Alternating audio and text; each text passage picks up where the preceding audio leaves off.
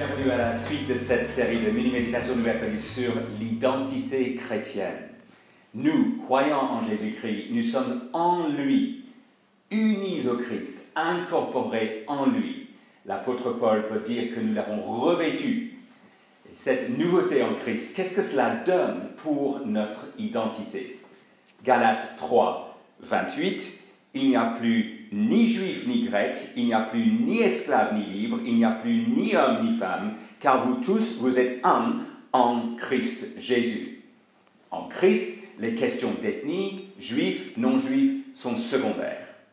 Une identité relevant de notre rang socio-économique, esclave, libre, secondaire.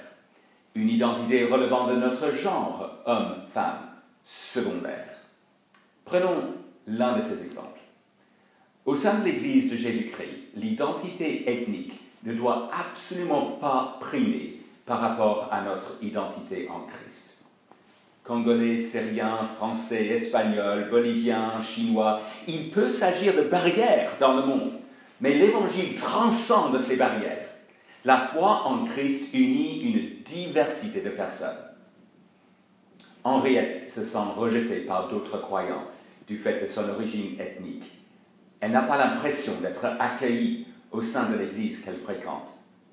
Dans ce cas, l'Église doit apprendre à vivre la priorité de l'identité en Christ. Nous avons une nouvelle identité nationale.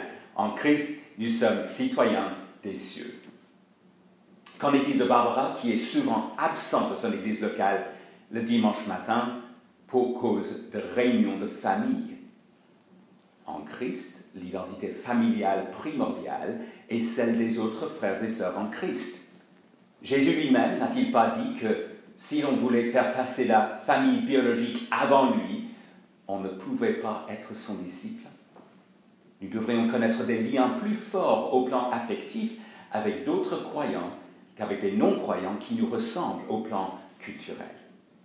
Nous avons plus en commun avec nos frères et sœurs en Christ qu'avec les membres de notre famille biologique qui ne sont pas croyants.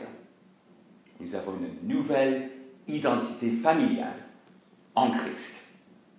Or, nous savons à partir d'autres passages que les traits d'identité de Galates 3, 28 continuent à exister. Ils ne sont pas gommés.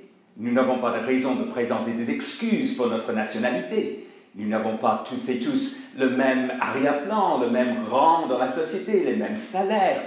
Nous restons hommes et femmes avec des rôles distincts. La famille biologique n'est pas à rejeter. Mais que ces questions puissent primer au sein de l'Église par rapport à notre identité en Christ serait scandaleux. Voilà pour certains traits d'identité qui doivent diminuer en importance du fait de notre identité en Christ. D'autres doivent être mis à mort, comme nous le verrons la semaine prochaine.